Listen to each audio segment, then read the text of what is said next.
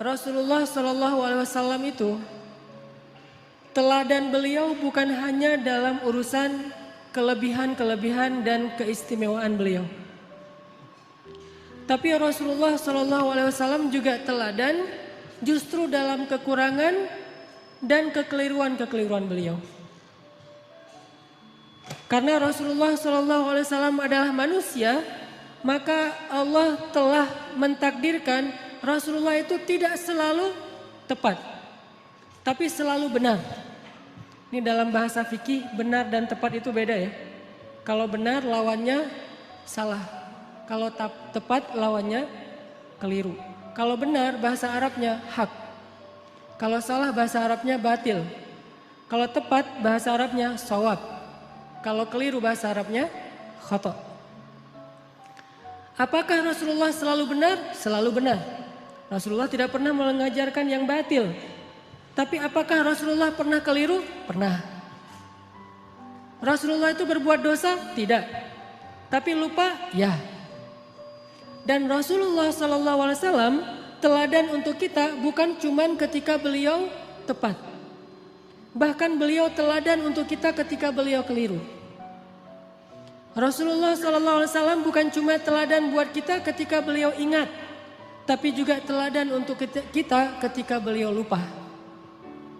Nah, teladan ketika Nabi keliru, teladan ketika Nabi lupa, ini jarang dibahas. Padahal itu uswatun hasanah juga loh. Uswatun hasanah dari mana? Kalau kita lupa, kalau kita keliru, kalau kita salah, gimana cara kita untuk tetap on the track, tetap diridhoi Allah, tetap Allah maafin kita. Kalau kita salah, kalau kita keliru, kalau kita lupa, kalau kita silap, kalau kita berdosa.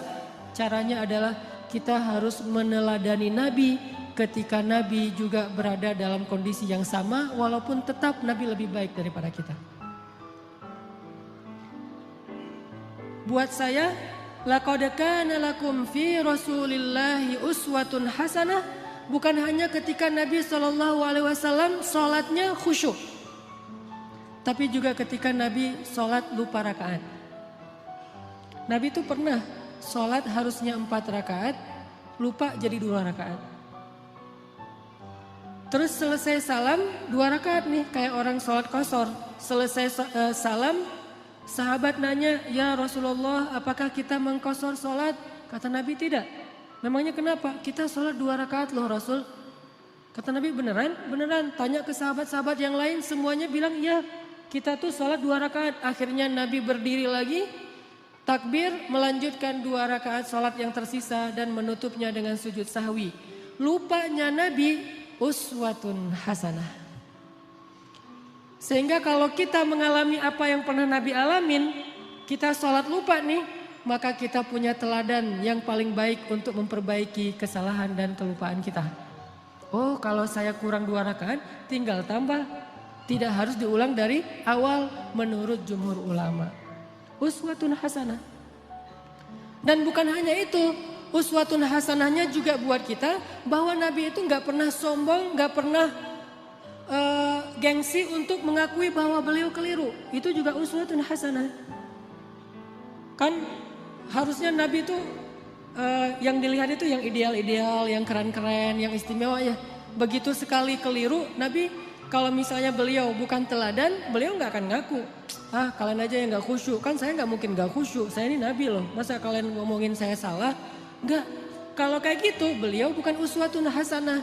Justru karena beliau lapang dada, besar hati, low profile, tawadu, dan mau mengakui kalau beliau memang keliru, disitulah uswatun hasanah dari Nabi untuk kita.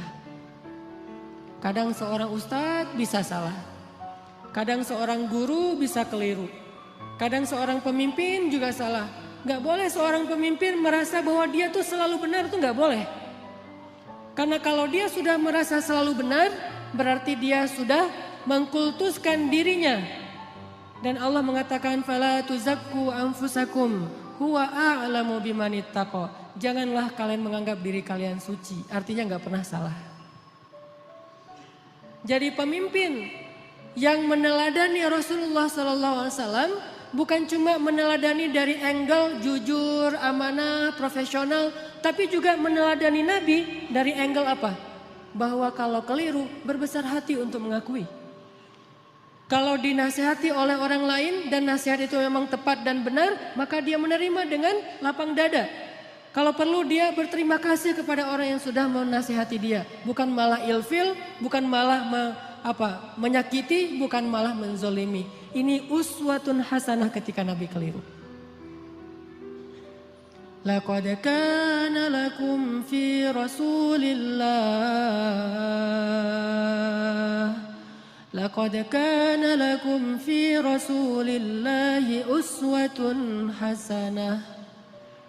Pasti di dalam diri Rasulullah itu ada uswatun hasanah. Tapi kan Rasul gak selalu tepat. Walaupun tepatnya itu banyak. Sedikit keliru. Tapi tetap ada kelirunya. Bahkan kalau kita baca ayat-ayat Al-Quran. Kita akan menemukan lebih dari satu ayat-ayat teguran terhadap Nabi. Ya kan? Walaupun yang populer satu surat Abasa. Tapi surat dengan makna yang sama dengan surat Abasa di dalam Al-Quran itu lebih dari satu. Ada beberapa, bahkan lebih dari 3. Kenapa kok Nabi sampai kayak gitu? Biar kita bisa meniru Nabi kalau kita melakukan kesalahan. Seorang suami tidak selalu harus benar. Dan tidak perlu merasa gengsi mengakui kalau kali ini yang benar adalah istrinya. Buat yang udah punya istri. Yang belum punya juga belum tentu selalu benar. Kadang yang benar adalah teman kos-kosannya. Kadang yang benar adalah mantannya. Kan gak masalah kan? Kalau ditanya kenapa kalian putus? Gua gak sabar. Jangan, oh dia tuh emang gini-gini. Enggak. Kadang-kadang emang dia yang baik, kita yang waktu itu lagi terbawa emosi. Tapi di balik semua itu emang lebih baik putus mungkin. Supaya mereka mencari yang lebih baik dan lebih halal. Tapi yang pasti teman-teman, kita coba malam ini belajar uswatun hasanah Nabi dalam kondisi ketika Nabi keliru. Dan ini sama sekali bukan ingin menjelek-jelekan Nabi, sebaliknya kita ingin melihat betapa Nabi itu hebat. Justru ketika kita melihat betapa Nabi besar hati, lapang dada, kita akan semakin kagum kepada sosok Rasulullah SAW. Contoh sholat tadi aja udah dapat 2 uswah, 2 teladan. 1 Nabi besar hati, kedua pelajarannya bahwa oh kalau salah dalam sholat berarti tinggal kita tambah ditutup dengan sujud sahwi. Ada 3 nih. Yang ketiga pelajarannya dalam kasus itu apa? Ternyata sahabat-sahabat Nabi itu orangnya dewasa. Sahabat-sahabat Nabi itu orangnya mateng, gak gampang pundungan. Nabi sholat kurang 2 rakaat, mereka nggak komen, katanya Nabi sholatnya nggak khusyuk, nggak gitu. Mereka nggak unfollow Nabi. Wah, udah nggak benar nih postingannya, gue unfollow aja nih. Dan komennya cuman yang dekat doang sama Nabi, yang komen yang lain nggak ikut-ikutan komen. Jadi komennya itu komen positif, bukan ngebully Nabi, bukan Nabi mah ternyata sholatnya juga mikir yang lain. Saya kira selama ini udah keren banget, ternyata pencitraan doang. Enggak. Kenapa? Karena mereka followers yang udah mateng. Bukan followers yang labil, yang galau gitu.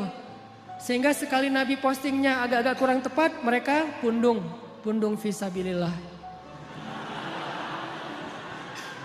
Bayangin kalau sekali Nabi keliru terus pundung kan berkurang kan umat Islam? Tidak, yang terjadi justru semakin bertambah. Kenapa? Mereka faham Nabi itu wama Muhammadun illa rasulun qad khalat min qablihi rusul. Dia juga seorang makhluk yang diutus oleh Allah. Kadang dia wafat, Allah menghidupkan dan mematikan, Allah memberi makan, Allah memelihara, Allah membuat dia ingat dan lupa. Semua itu adalah sifat manusia yang melekat pada diri Rasulullah SAW. Cuma satu bedanya. Beliau Allah jaga dari berbuat dosa, maksum. Dijaga dari berbuat dosa. Jadi Nabi itu gak buat dosa, tapi kalau keliru, ya. Lagian keliru itu bukan dosa sengaja. Cuman lupa, cuman salah paham, cuman ijtihad. Sehingga sahabat ketika Nabi keliru, ya udah easy going aja, tinggal bangun, ngelanjutin. Jadi makmum Nabi, gak ada sahabat yang akhirnya dorong-dorong Abu Bakar, lu aja yang jadi imam, kayaknya Nabi lagi agak-agak kurang khusyuk gitu malam ini. Kayak lagi apa misalnya, enggak sahabat tetap aja ya udah Rasulullah kita ikutin. Nabi lanjut 2 rakaat diikutin dan enggak ada yang ngomongin di belakang. Enggak ada yang diam-diam, bisa gitu juga ya Nabi, gue heran jadi gosip. Terus besok keluar di postingan-postingan sahabat, Nabi ternyata manusia biasa. Hashtagnya Nabi lupa, viral di antara mereka. Gak usah dibesar-besarkan, itu hal yang wajar. Udah aja mereka lupa. Tapi tetap direwayatkan kisah ini supaya apa? Laqad kana lakum fi Rasulillahi uswatun hasanah. Biar kita bisa niru. Ini angle uswah hasanah yang coba kita terapkan dalam hidup kita. Menyikapi kalau orang lain keliru. Orang lain itu bisa orang tua, orang lain itu bisa guru, orang lain itu bisa teman, orang lain itu bisa pasangan, orang lain itu bisa tetangga, orang lain itu bisa pemimpin, bisa pejabat, bisa siapa aja. Bahkan orang yang paling soleh sekalipun melakukan kesalahan dan kekeliruan. Salah satu di antara ciri-ciri orang bertakwa yang Allah sebutkan di dalam surat Ali Imran 135. Walladzina idza fa'alu fahishatan aw zalamu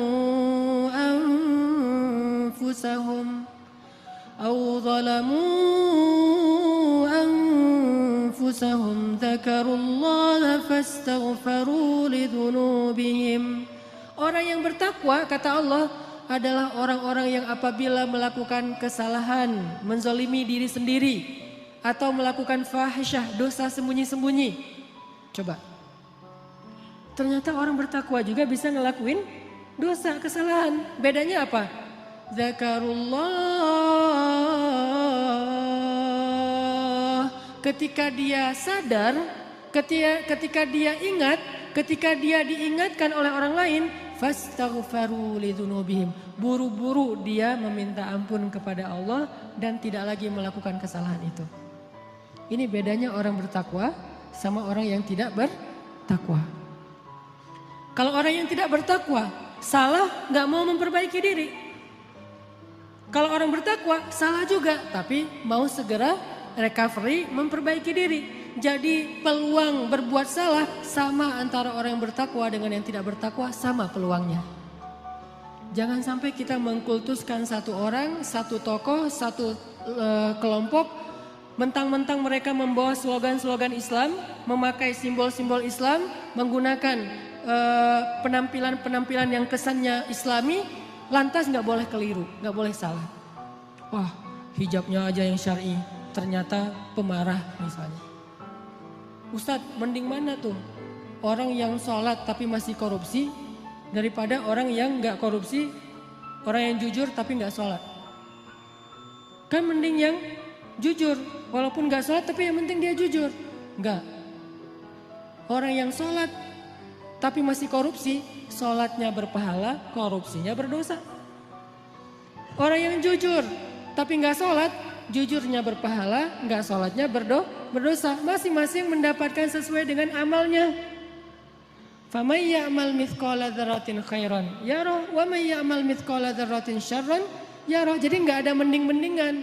Tinggal nanti hisabnya di sisi Allah aja di akhirat. Apakah ini lebih banyak pahalanya atau ini lebih banyak dosa? Allahu a'lam. Yang jelas kita belajar sekarang gimana meneladani Rasulullah SAW ketika kita salah, ketika kita berbuat dosa, ketika kita keliru, dan juga ketika orang lain yang melakukan kekeliruan dan kesalahan itu. Teman-teman yang dirahmati Allah Subhanahu Wa Taala, belajar meneladani Nabi SAW itu bukan sekedar belajar mendapatkan wawasan tentang perilaku Nabi, bukan. Kita hafal ayat itu tapi tidak menjadi perilaku, tidak jadi karakter, nggak jadi attitude, berarti kita belum meneladani Nabi. Cuma hafal ayatnya doang nih. Kita hafal banyak hadis Nabi, kita baca banyak sirah, buku-buku tebal tentang sejarah Nabi, tapi tidak merubah attitude kita menjadi lebih baik seperti yang dicontohkan Nabi, kita berarti belum belajar dan belum meneladani Nabi, cuman tahu doang. Itu namanya orang yang musaqqaf, orang yang berwawasan. Belum menjadi orang yang alim, orang yang berilmu. Kenapa? Karena tidak disebut ilmu sebelum dia menjadi rasa di dalam hati dan menjadi perilaku dalam kehidupan. Kalau cuma sekedar wawasan itu bukan ilmu, itu namanya sakofah, itu namanya wawasan. Makanya malam ini ketika kita belajar uswatun hasanah Nabi SAW, kita coba munculkan tekad dalam diri kita masing-masing. Pokoknya habis dengar sharing malam ini, saya pengen memperbaiki sikap saya di sosmed. Saya pengen memperbaiki sikap saya dengan teman. Saya pengen memperbaiki sikap saya kepada keluarga, terutama orang tua. Saya pengen memperbaiki sikap saya kepada mantan. Cara memperbaiki sikap kepada mantan apa? Unfollow. Gak boleh following ya. Kalau mau sesekali ngelihat, bikin aja 2 akun. 1 akun punya kita, 1 lagi untuk stalking ya. Pengalaman. Enggak boleh. Lupakan mantan. Jangan sampai kita baca atau mendengar cerita-cerita tentang Nabi hanya sekedar oh ya, oh gitu. Jangan. Kalau sekedar oh ya dan oh gitu berarti ini cuma wawasan nih. Dan kalau cuma wawasan kita ngaji sampai bertahun-tahun juga tidak semakin menjadi lebih baik. Harusnya belajar ilmu yang tadi kata Nabi, siapa yang menempuh jalan untuk mencari ilmu, Allah mudahkan jalan ke surga. Itu ilmu loh, bukan wawasan yang dicari. Kalau wawasan kita bisa kayak otodidak gitu. Kita bisa belajar sendiri dengan dengerin YouTube. Tapi kalau ilmu kan bukan cuma denger. Kita latih tuh. Apa yang udah kita dengar kita latih sehari mungkin gak langsung jadi nih. Sama kayak yang barusan kita dengar misalnya tentang gimana berbesar hati dalam menerima masukan orang lain. Kan gak gampang tuh. Gimana berlapang dada mengakui kekeliruan dan kesalahan kita. Walaupun itu menyakitkan. Itu gak gampang loh. Tapi kalau kita gak praktekin, berarti apa yang kita dengar itu baru sekedar wawasan. Belum memperbaiki perilaku dan attitude kita. Kita belajar sekarang uswatun hasanah Nabi SAW. Bukan sekedar pengen tahu, penasaran ayatnya mana aja ya. Hadisnya gimana aja ya. Kita bukan pengen berdebat dengan dalil. Kita pengen memperbaiki diri. Tapi kalau kita pengen berdebat dengan dalil, kita akan lebih fokusnya ke dalil itu riwayat siapa, kemudian teks aslinya kayak gimana. Terus kalau perlu di capture, nanti kalau ada teman kita yang berbeda pendapat tinggal kita broadcast, kita share. Ini sekedar wawasan yang dijadikan bahan perdebatan. Buat apa kalau kayak gitu? Harusnya kita belajar bukan supaya jago berdebat. Bukan kalau kita nanti berdebat dengan teman kita di grup, kita punya banyak argumen, dalil segala macam. Buat apa yang kayak gitu-gitu? Bahkan Nabi aja pernah mendengar sahabat berdebat di dalam Masjid Nabawi dilemparin debu sama Nabi. Jadi ada sahabat lagi ngaji nih, lagi baca Quran di dalam masjid. Kan rumah Nabi di sebelah masjid. Tadinya ngaji asik tuh seru. Bismillahirrahmanirrahim, baca santai. Lama-lama mulai terjadi keriuhan, kegaduhan. Nabi dalam rumah ngedengar kok udah mulai ada orang yang teriak-teriak ya. Kok mulai kayak ada orang yang marah-marah. Nabi keluar melihat mereka lagi berdebat tentang makna satu ayat. Nabi mengambil debu dan melempari mereka dengan mengatakan, kalau kalian membaca ayat Al-Quran, carilah ayat yang mempersatukan kalian. Artinya jangan membaca ayat-ayat yang membuat kalian berpecah belah, bukan ayatnya tapi persepsi dan tafsiran terhadap ayatnya. Jadi teman-teman, saya pengen magerin dulu nih bahwa yang kita belajar malam ini termasuk saya, kita niatkan untuk memperbaiki perilaku kita. Baik perilaku kita di dunia nyata atau di dunia maya. Pokoknya kita perbaiki perilaku kita. Dan anak Indonesia tuh, anak Jawa Barat, orang Sunda itu diantara seluruh suku yang ada di Indonesia itu kan termasuk salah satu suku yang terkenal paling lembut, santun, tata keramanya luar biasa kan. Jangan sampai identitas itu hilang oleh modernitas. Sehingga gara-gara kita hidup di dunia maya, medsos, kita melupakan tradisi nenek moyang kita yang sebetulnya luar biasa. Kenapa tradisi itu harus pindah ke Jepang, harus pindah ke New Zealand, harus pindah ke negeri-negeri yang tidak mengenal agama? Harusnya tradisi itu tetap ada di negeri kita. di negeri orang-orang yang beriman kepada Allah Subhanahu wa taala. Makanya kita perbaiki lagi. Karena saya beberapa kali jalan ke beberapa negara, rahmat dari Allah bukan karena hebat. Kalau orang lain mungkin jalan-jalan itu karena banyak duit ya. Ada yang bahkan sakit kepala dikit jalan ke luar negeri. Di rumah nggak ada bawang ke Singapura ya. Dan kalau saya mah alhamdulillah gratis diundang akhirnya ke luar negeri. Tapi diniatkan juga sekalian belajar, main, termasuk pencitraan ordai gitulah pokoknya. Jalan ke Korea, ke Jepang gitu. Kenapa orang Jepang itu attitude-nya lebih Islami daripada kita? Padahal mereka tidak membaca teks-teks agama karena mereka terus berusaha memperbaiki perilaku mereka. Walaupun sisi lain mereka banyak masalah sih. Jalan ke New Zealand, di Auckland misalnya. Itu orang-orangnya itu luar biasa, sangat menjaga perasaan orang lain. Nah kita punya teks yang sangat ideal. Punya teladan uswatun hasanah yang udah paling keren lah pokoknya. Nggak ada lagi teladan yang lebih keren daripada teladan kita. Emang ada manusia yang lebih keren daripada Rasulullah? Nggak ada kan? Rasulullah itu yang paling keren udah tuh. Yang paling teladan terbaik. Kalau teladan kita udah terbaik tapi perilaku kita nggak terbaik. Pasti ada masalah dalam kita meneladani Nabi ini. Bukan Nabinya yang nggak keren. Kita belum meneladani Nabi secara utuh. Baru mengambil wawasan-wawasan dari hadis-hadis Nabi SAW.